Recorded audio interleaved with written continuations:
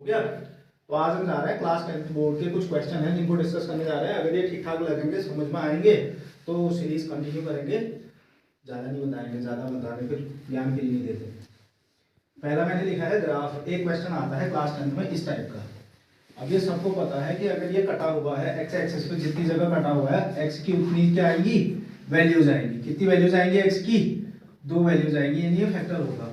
लेकिन अगर ऐसा है कि एक्स एक्सिस पे ये है और ये ऐसे कटा हुआ है, तो जहां जहां जितनी बार कटा हुआ है एक्स की उतनी वैल्यूज हो गई। ये क्वेश्चन आते रहा है, आता रहेगा, ठीक है।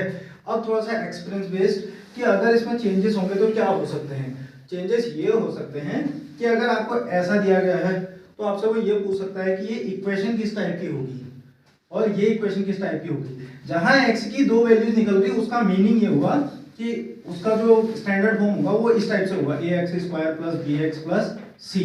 और जहां 3 कट रहा है वो ऐसे होगा, A X cube plus B X square plus C X plus D.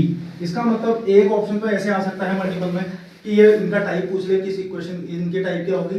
दूसरा ऑप्शन ये आ सकता है कि लिख दे विच टाइप ऑफ इक्वेशन, तो वो ऐसे भी लिख सकता है कि लीनियर है या क्वाड्रेटिक है या क्यूबिक है या फिर नन ऑफ दीज, ऐसे भी आ सकता है। तो अंदाजा लगाना चाहिए कि आगे कितने फेरबदल हो सकते हैं, क्या क्या बदलाव क्वेश्चन में हो सकते हैं। एक क्वेश्चन का टाइप ये है, तो 2 नई चीजें तुम्हें सीखने को मिली कि क्वेश्चन ऐसे भी पूछ सकता है। ये रिलेटेड था ग्राफ से, ये आ गया होगा समझ में, ठीक है। दूसरा क्वेश्चन है हमारे पास, if 2 positive integer a and b are written as a is equal to, second question है, ध्यान से देखो, ये क्वेश्चन बनता है हर बार। a is equal to दिया है हमें x क्यूब और y cube and b is equal to दिया है हमें x y क्यूब, है ना। where x y are prime numbers then HCF of AB। अब इनका HCF निकालना है हमको, HCF of AB निकालना है। तो मैं a को कुछ इस टाइप से लिख सकता हूँ, x क्यूब का मतलब हुआ x into x into x और y क्यूब का मतलब वो y into y into y. b की वैल्यू है हमारे पास x into y into y into y. इनको मैं खोल के ऐसे लिख सकता हूँ जिसकी समझ में नहीं आ रहा है। तो एचसीएफ में हम क्या करते हैं, सिर्फ कॉमन लेते हैं। जब एचसीएफ करेंगे तो क्या लेंगे भाई, सिर्फ कॉमन लेंगे।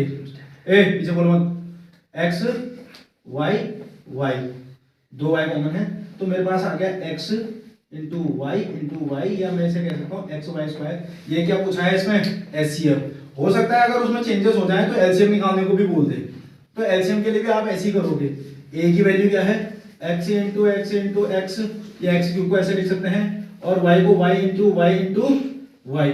b की वैल्यू है x into y into y. पहले कॉमन देख लो, कॉमन क्या क्या है, एक y कॉमन है, एक y यहाँ कॉमन है, एक y यहाँ कॉमन है, एक y कॉमन है। तो मैंने लिखा एक्स वाई स्क्वायर, ये तो कॉमन था एलसीएम निकालते समय। जो बचे हैं उनको भी लिखना है। ये x है, कितने x हैं, x 2 बचे हैं, ठीक हो क्या, x 2 बचे हैं, और y भी कितने बचे हैं, 2 बचे हैं। y तो कॉमन है, एक ही बचेगा y, ठीक हो क्या। तो ये x क्यूब y क्यूब हो जाएगा। कोई दिक्कत है इस बात पर, या तो एलसीएम पूछेगा या एचसीएफ पूछेगा। में से 2 क्वेश्चनों में से एक क्वेश्चन इस टाइप से बन सकता है। टाइम थोड़ा कम है, फटाफट बताने का प्रयास करते हैं। तीसरा क्वेश्चन है हमारे पास, the value of x and y in the given figure. एक फिगर बनाया है, अब अगर ये मल्टीपल में आया तब तो ठीक है, अगर ये मल्टीपल में आके सॉल्व करने को आया तो थोड़ा सा लिखने का तरीका बदल जाएगा, जो कि बहुत सारे बच्चों को नहीं आता कि एग्जाम में लिखते कैसे हैं, ठीक है। ये इस टाइप से हमने दे रखा है 11 एंड 2y, ठीक हो क्या। ये 1001 के 2 फैक्टर हुए, x और 143। तो वैल्यू कैसे निकालते हैं, ऐसे निकालते हैं, x इंटू 143 करेंगे तो कितना आएगा, 1001 आएगा, ठीक हो गया। x इज इक्वल टू क्या हो गया, 1001। ये लिखने का तरीका है, ये इसके साथ मल्टीपल में है तो नीचे आ जाएगा। तमीज भी होना चाहिए लिखने का, बोर्ड एग्जाम में थोड़ा दिखाई देता है। तो आप ये कितने से कितनी बार कट रहा है, ये देखो, इसका यूनिट नंबर 3 7 21 होता है, 7 टाइम करता है, तो x की वैल्यू आ गई 7।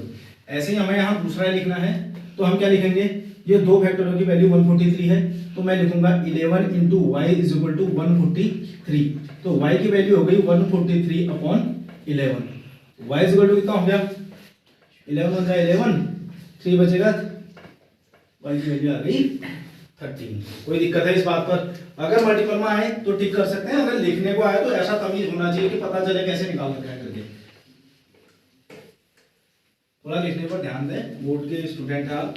अब यहाँ पर एक क्वेश्चन कह रहा है the least number which is a perfect square. इस पे ध्यान देना, पढ़ना नहीं आता है तुम लोगों को। Which is a perfect square and it is divisible by each of 16, 20, 24।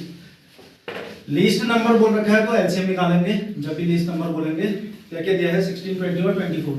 16, 20 और 24। अब ये एक परफेक्ट स्क्वायर भी होना चाहिए कह रहा है। देखो कैसे बनाते हैं इसको। टू से अगर इसको डिवाइड करेंगे तो 2 8 जा 16, 2 10 जा 20, 2 12 जा 14, 2 4 जा 8, 2 5 जा 10, 2 6 जा 12, 2 2 जा 4, 5 3, 2 1 जा 2, 5 3 3 5 1 और 5 1 1 1। ठीक हो गया।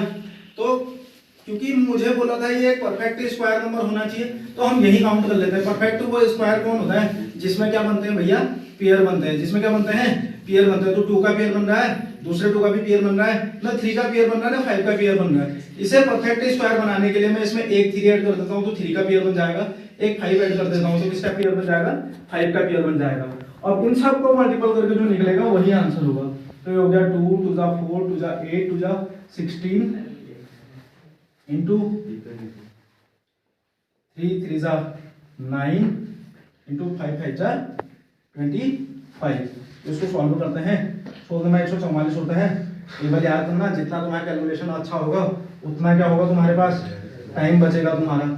इसको मल्टीप्लाई करो, 144 को 25 से मल्टीप्लाई करेंगे, 25 बोलते हैं 036 आता है, 3600 हो गया। ठीक है, तो हमारे पास क्या आया आंसर, 3600 और 36 क्या होता है, परफेक्ट स्क्वायर नंबर होता है। ठीक हो गया, यहाँ तक बात समझ में आ गई। 4 क्वेश्चन ये हो गए भाई। और एक क्वेश्चन का टाइप है द पेयर ऑफ इक्वेशन। ये ऐसा दे रखा है, लास्ट क्वेश्चन है। थोड़ा जल्दी जल्दी देखेंगे और जिसको नहीं समझ में आएगा वो दोबारा देख सकता है, 2-3 बार देख सकता है। कोशिश करें कि खुद से बने, वहां ऐसा पूछ लेंगे होता नहीं है। ट्राई ऐसा करना कि बना ही लेना। 81 की power x minus y is equal to 3। तो ये क्लास 8 का क्वेश्चन है, 10th में बेसिकली पूछा जाता है। a की power m into n is equal to a की पावर mn वाला। तो हम इसको कैसे लिख सकते हैं, जब तक बेस, सबसे पहला काम है बेस सेम करना। 3 की पावर x प्लस वाई 81 है, जिसको नहीं समझ में आता वो ऐसा कर लेना।